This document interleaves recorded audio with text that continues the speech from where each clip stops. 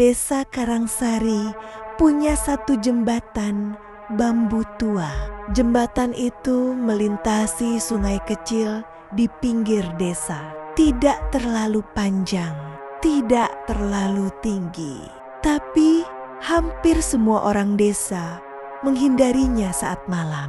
Karena satu alasan sederhana, jembatan itu selalu basah. Bahkan saat musim kemarau, bahkan saat sungai di bawahnya hampir kering, bambu-bambu di jembatan itu selalu lembab, licin, seolah baru saja disiram air. Padahal tidak ada hujan, tidak ada kabut, tidak ada air yang naik dari sungai. Dan yang lebih aneh, orang-orang sering mendengar suara langkah di atas jembatan itu. Padahal tidak ada siapapun di sana. Belasan tahun lalu, ada seorang pemuda desa bernama Raka. Ia pulang larut malam dari kota dengan sepeda motor.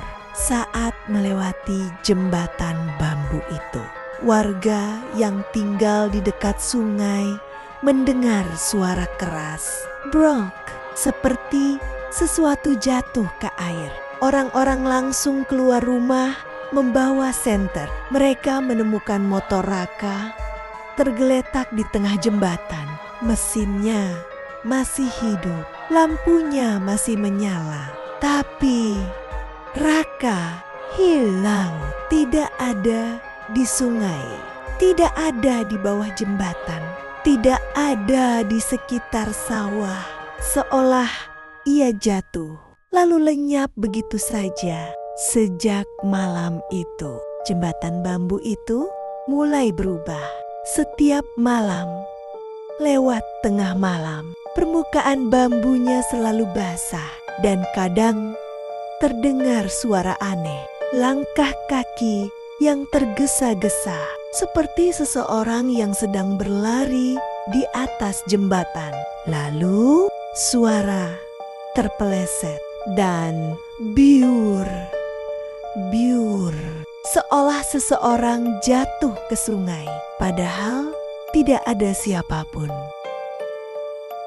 Ardi sebenarnya tahu cerita itu. Semua orang desa tahu, tapi malam itu ia tidak punya pilihan. Ia baru pulang dari kota. Jam sudah menunjukkan 01,4 dini hari. Jalan memutar lewat desa lain terlalu jauh. Satu-satunya jalan cepat pulang adalah melewati jembatan bambu itu. Ardi berhenti sebentar di ujung jalan tanah. Dari kejauhan, jembatan bambu terlihat gelap. Tidak ada lampu, hanya cahaya bulan yang samar. Angin malam membuat bambu-bambu di jembatan itu bergerak pelan. A, R, E, K, A, K, R, E, K. Ardi menghela napas. Cuma cerita orang desa, gumamnya. Ia menyalakan motor lagi. Perlahan mendekati jembatan. Ban motor mulai naik ke bambu. I, K, R, E, K. Suara bambu langsung terdengar keras. Ardi berjalan pelan.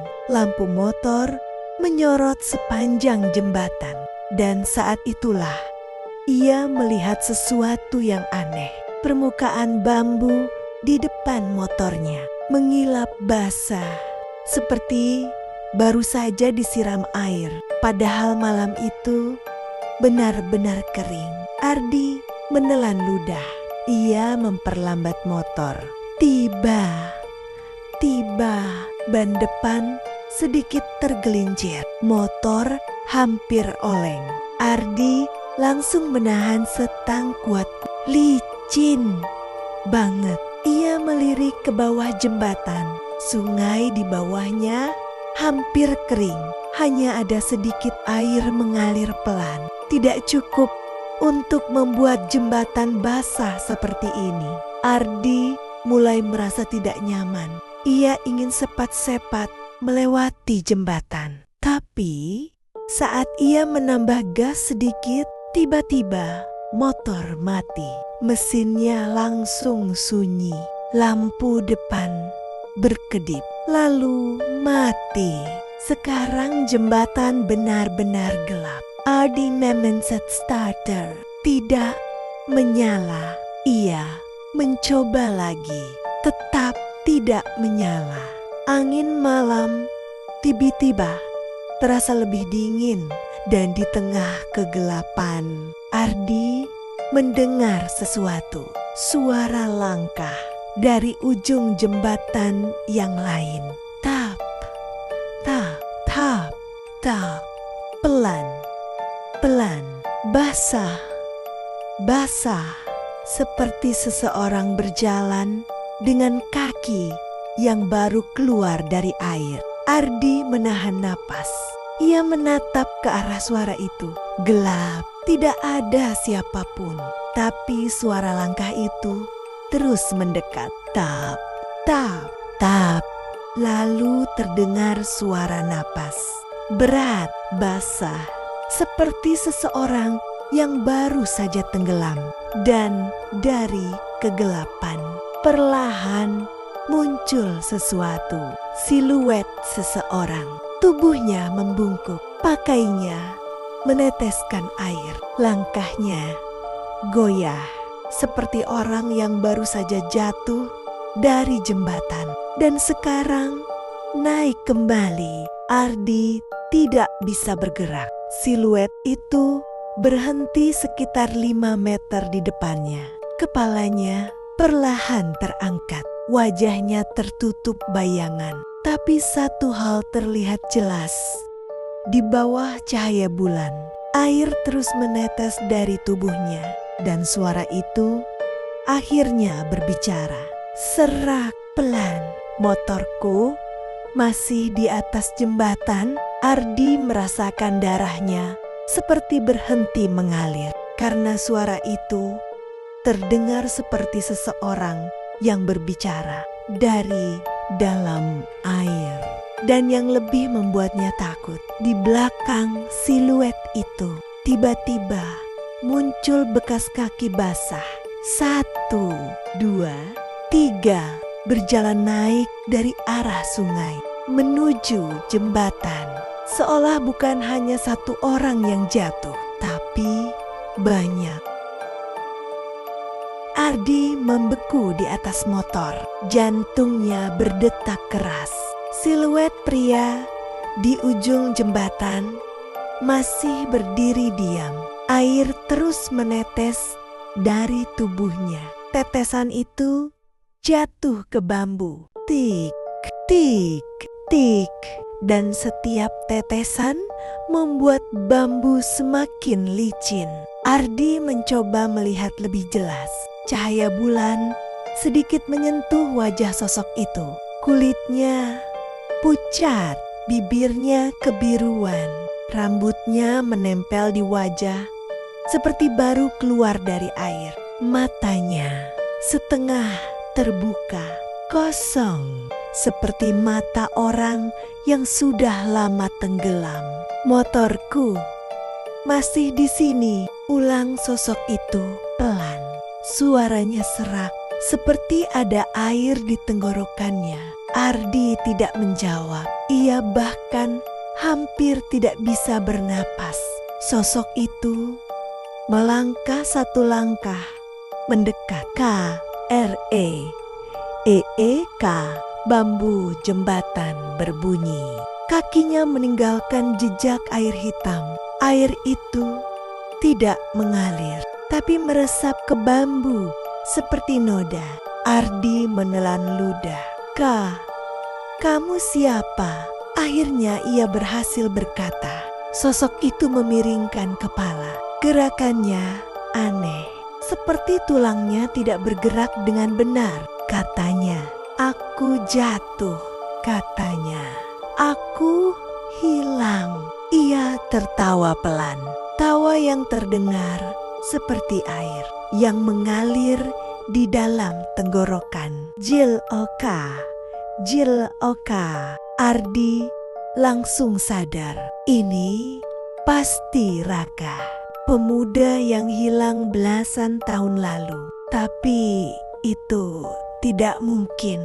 Tubuh manusia tidak mungkin tetap seperti itu setelah bertahun-tahun di air.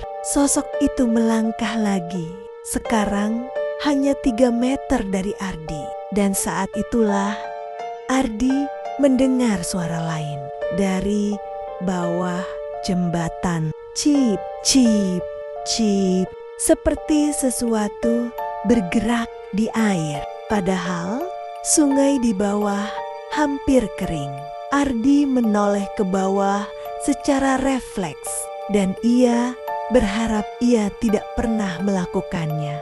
Karena di dasar sungai sesuatu sedang bergerak. Banyak sesuatu. Bentuknya samar dalam gelap, tapi terlihat seperti tangan. Puluhan tangan basah, basah, kurus, kurus, merayap di dasar sungai seperti serangga. Lalu satu tangan meraih bambu jembatan perlahan, pelan sekali. K-R-A, K, kuku panjangnya mencengkeram bambu. Lalu satu tangan lagi muncul. Lalu satu lagi. Ardi mundur setengah langkah dengan motor. Tubuhnya gemetar hebat. Sosok Raka masih berdiri di depannya. Sekarang wajahnya mulai terlihat jelas. Kulitnya mengelupas di beberapa bagian. Matanya menatap Ardi tanpa berkedip. Kami jatuh satu persatu. Tidak ada yang membantu. Suara di bawah jembatan semakin ramai. Cip, cip, cip. Seperti puluhan tubuh sedang merangkak di air dangkal. Ardi menoleh lagi. Sekarang ia bisa melihatnya lebih jelas. Bukan hanya tangan, ada kepala. Wajah-wajah pucat muncul dari dasar sungai. Beberapa tanpa mata, beberapa dengan mulut terbuka lebar. Air hitam mengalir keluar dari mulut mereka. Mereka semua menatap ke atas jembatan, menatap Ardi, dan perlahan satu demi satu mulai memanjat naik. Bambu jembatan bergetar. K, R, E, E, E, E, K. Raka mendekat satu langkah lagi. Sekarang hanya 1 meter dari Ardi. Air dari tubuhnya menetes ke kaki Ardi. Dingin sekali, seperti es. Kamu juga hampir jatuh tadi. Ia tersenyum. Senyum yang terlalu lebar. Kami bisa bantu. Ardi merasa sesuatu menyentuh kakinya. Ia menunduk. Tangan pucat muncul dari sela bambu jembatan. Jari-jarinya panjang, basah, dan sekarang mencengkeram pergelangan kaki Ardi. Lalu satu tangan lagi muncul, menarik celananya. Sosok-sosok dari sungai mulai naik ke jembatan. Air menetes dari tubuh mereka. Dan tiba-tiba Ardi sadar sesuatu. Semua wajah itu bukan hanya Raka. Ada banyak orang berbeda. Beberapa tua, beberapa muda. Seolah selama bertahun-tahun siapapun yang jatuh dari jembatan itu tidak pernah benar-benar pergi. Mereka hanya tinggal di bawahnya, menunggu seseorang lagi jatuh atau ditarik turun. Raka kini berdiri tepat di depan Ardi. Wajahnya hanya beberapa sentimeter dari wajah Ardi. Air menetes dari rambutnya ke pipi Ardi. Ia berbisik pelan. jembatan ini selalu basah karena kami terus naik. Tangan-tangan dari bawah kini mencengkeram kaki Ardi lebih kuat. Motor mulai bergeser. Bambu jembatan berbunyi keras. K, R, A, K. Dan dari bawah jembatan, puluhan tangan mulai meraih ke atas, menuju Ardi, menuju motornya. Seolah mereka ingin menarik keduanya turun. Dan saat Ardi mencoba menjerit, ia mendengar sesuatu di belakangnya. Suara langkah lain. Seseorang baru saja naik ke jembatan dari arah desa. Dan suara seorang pria tua terdengar panik. "Jangan bergerak." Ardi menoleh cepat. Seorang lelaki tua berdiri di ujung jembatan, membawa lampu senter. Wajahnya pucat. Melihat apa yang terjadi. Kalau kamu bergerak, mereka akan tarik kamu ke bawah. Tangan-tangan itu terus merayap naik. Semakin banyak, semakin dekat. Dan Raka masih tersenyum di depan Ardi. Sudah lama tidak ada yang jatuh. Ardi membeku. Tangan-tangan pucat masih mencengkram kakinya dari sela bambu. Dingin, kuat, seperti tangan orang yang sudah lama berada di dalam air. Di depannya, sosok Raka masih berdiri. Tubuhnya meneteskan air hitam ke permukaan jembatan. Senyumnya tidak berubah. Di belakang Ardi, lelaki tua itu mengangkat senter tinggi-tinggi. Cahaya kuning menyapu jembatan. Begitu cahaya mengenai tenggen-tenggen yang merayap dari bawah. Beberapa tangan langsung berhenti bergerak, tapi tidak semuanya. Sebagian masih terus merangkak naik pelan. "Gigi, jangan lihat mereka!" teriak lelaki tua itu. "Tetap diam." Ardi mencoba menahan napas. Ia memejamkan mata, tapi ia masih bisa merasakan tenggen-tenggen itu di kakinya. Meraba, menarik. Seolah mengukur seberapa kuat mereka bisa menariknya turun. Lelaki tua itu melangkah satu langkah ke jembatan. Bambu langsung berderit keras. K-R-E-E-K. Ia berhenti. "Dengar aku," katanya pada Ardi. "Jembatan ini tidak suka kalau ada yang panik. Kalau kamu melawan, mereka makin kuat." Ardi hampir tidak mengerti apa maksudnya, tapi ia tetap mencoba diam. Sosok Raka di depannya memiringkan kepala. Matanya yang kosong menatap lelaki tua itu. "Pak Wiryo." Suara Raka terdengar lebih dalam sekarang, seperti datang dari dasar sumur. Sudah lama tidak ada yang jatuh. Pak Wiryo menyorot wajah Raka dengan senter. Wajahnya mengeras. "Kamu sudah dapat cukup." Raka tertawa.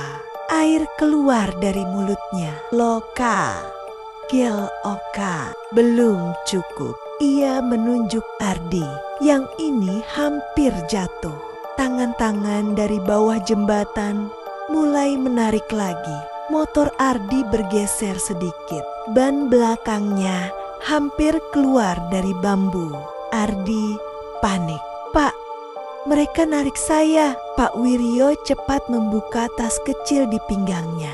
Ia mengeluarkan segenggam sesuatu. Garam kasar. Ia melemparkannya ke arah sela-sela bambu. Begitu garam jatuh, tangan-tangan itu langsung mundur sedikit. Beberapa bahkan melepaskan kaki Ardi. Suara mendesis terdengar dari bawah. Seperti kulit terbakar. Es. Raka mundur satu langkah.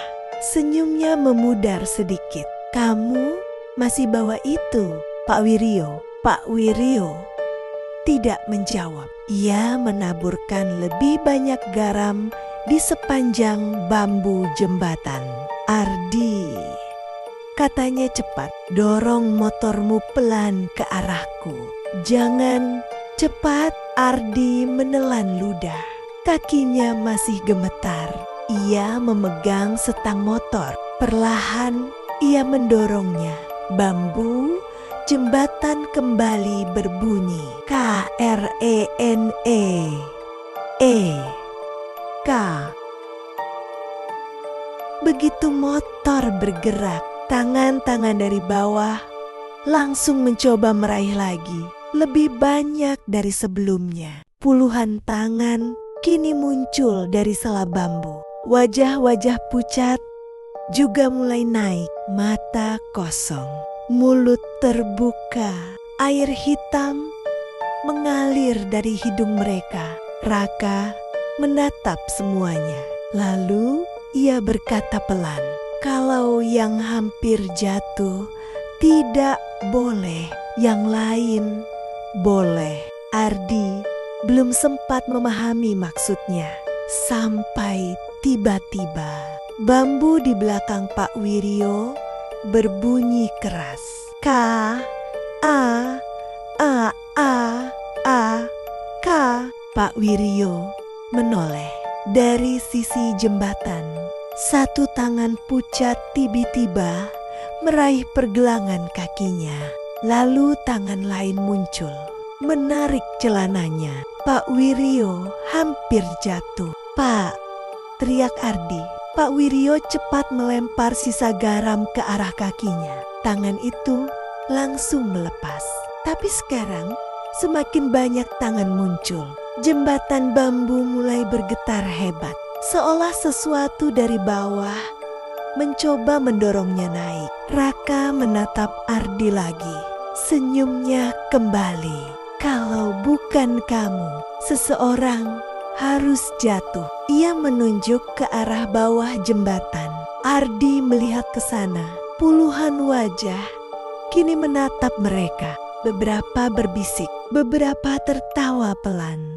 Dan Ardi mendengar satu kalimat yang sama dari banyak suara. "Tarik saja, tarik saja, tarik saja." Pak Wiryo kini terlihat panik. "Ardi, cepat." Kalau mereka naik semua, ia tidak menyelesaikan kalimatnya. Karena tiba-tiba salah satu bambu jembatan patah. K.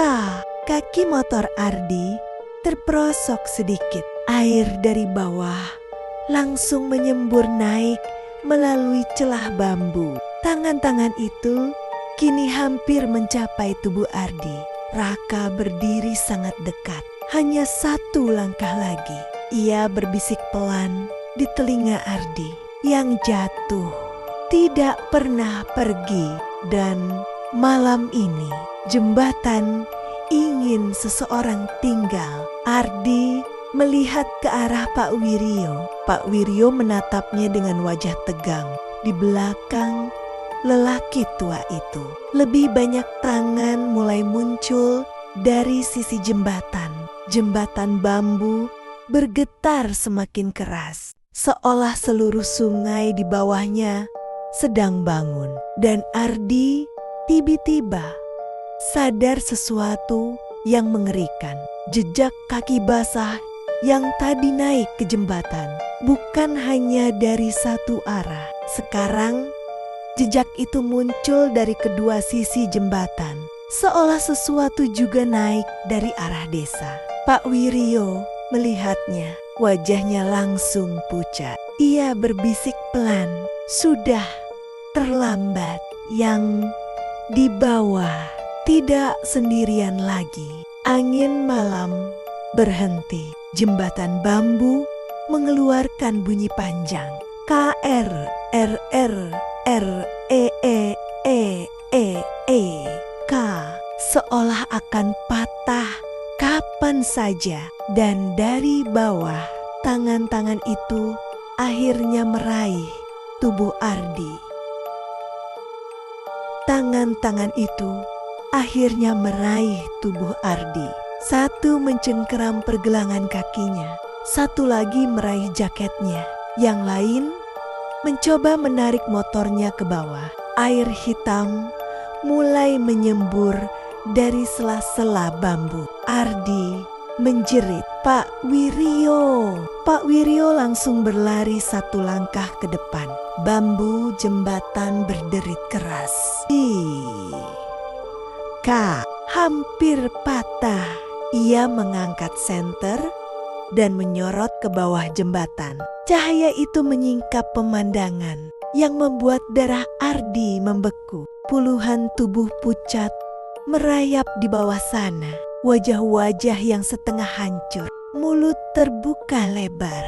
Air hitam menetes dari mata dan hidung mereka. Mereka semua memanjat ke arah Ardi, seolah lapar, seolah sudah lama menunggu seseorang lagi jatuh. Raka berdiri sangat dekat sekarang. Matanya kosong, senyumnya lebar. Sudah waktunya. Udah waktunya. Ia mengulurkan tangan, bukan untuk membantu, tapi untuk mendorong Ardi sedikit lagi ke lubang bambu yang patah. Motor Ardi mulai miring. Ban depan tergelincir. Satu roda sudah menggantung di sela bambu. Ardi hampir jatuh. Saat itulah Pak Wiryo berteriak keras, "Berhenti!" Ia merogoh tas kecilnya lagi, tapi kali ini bukan garam. Ia mengeluarkan sebuah paku besi tua. Paku panjang, berkarat, terikat dengan benang hitam. Pak Wiryo langsung menusukkan paku itu ke salah satu bambu jembatan. Tok, begitu paku menancap, jembatan tiba-tiba bergetar hebat. Semua tangan dari bawah langsung berhenti bergerak. Raka menoleh cepat. Wajahnya berubah. Bukan marah, tapi takut. Tidak, bisiknya pelan. Pak Wiryo mengangkat senter. Jembatan ini bukan milik kalian. Ini penjagaannya. Air di bawah jembatan tiba-tiba bergejolak, seolah sesuatu besar bergerak di dalamnya. Tangan-tangan yang merayap tadi mulai gemetar. Satu demi satu mereka mundur, kembali turun ke dasar sungai. Wajah-wajah pucat itu menghilang ke dalam gelap. Raka mundur beberapa langkah. Tubuhnya mulai goyah. Air dari tubuhnya jatuh lebih deras. Tidak, katanya lagi. Terlalu lama. Kami menunggu. Pak Wiryo menatapnya dingin.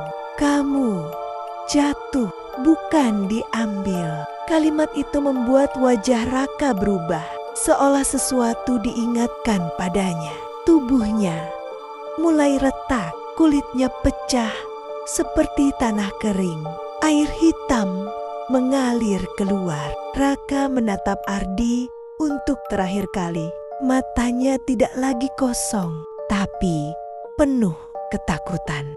Di bawah, bisiknya masih ada. Tubuhnya tiba-tiba runtuh, bukan jatuh, tapi seperti larut menjadi air. Air itu mengalir ke sela bambu, lalu jatuh ke sungai. Sunyi, semua tangan menghilang, semua wajah lenyap. Jembatan kembali sepi, hanya suara angin malam. Ardi langsung menarik motornya mundur dengan gemetar. Ia hampir jatuh beberapa kali, tapi akhirnya berhasil sampai ke sisi jembatan dekat Pak Wiryo. Begitu sampai di tanah, Ardi langsung terduduk. Napasnya tidak teratur. Pak? Pak, itu apa? Pak Wiryo tidak langsung menjawab. Ia menatap jembatan bambu itu lama, lalu perlahan mencabut paku besi tadi. Begitu paku itu dilepas, bambu jembatan langsung kembali basah, seolah air keluar dari dalamnya. Pak Wiryo memasukkan paku itu kembali ke tasnya. Selama puluhan tahun, katanya pelan, orang-orang yang jatuh di jembatan ini tidak pernah benar-benar pergi. Ardi menatap sungai. Sekarang terlihat biasa, tenang, gelap, tapi mereka tidak bisa naik. Lanjut Pak Wiryo. Selama penjaganya masih ada, Ardi menelan ludah. Penjaga. Pak Wiryo menatap jembatan sekali lagi. Wajahnya terlihat sangat lelah. Setiap tempat seperti ini butuh seseorang yang menjaga batas. Ia menepuk tas kecilnya. Dan selama ini aku yang menjaganya. Ardi merasakan bulu kuduknya berdiri. Selama ini Pak Wiryo mengangguk pelan. Tapi aku sudah terlalu tua. Angin malam kembali berhembus. Bambu jembatan berbunyi pelan. K-R-E-E-K. Pak Wiryo menatap Ardi lama sekali. Lalu ia berkata sesuatu yang membuat darah Ardi langsung dingin. Dan malam ini jembatan itu hampir memilihmu. Ardi membeku. Pak Wiryo berbalik berjalan pergi menuju desa. Tapi sebelum pergi jauh, ia berkata tanpa menoleh, kalau suatu malam nanti kamu lewat sini dan jembatannya kering, berarti penjaganya sudah tidak ada lagi. Ia berhenti sebentar, lalu menambahkan satu kalimat terakhir, dan yang di bawah akan mulai naik lagi. Ardi menoleh kembali ke jembatan. Bambu itu masih basah. Air terus menetes pelan. Tik, tik, tik. Seolah sesuatu di bawah sana masih menunggu.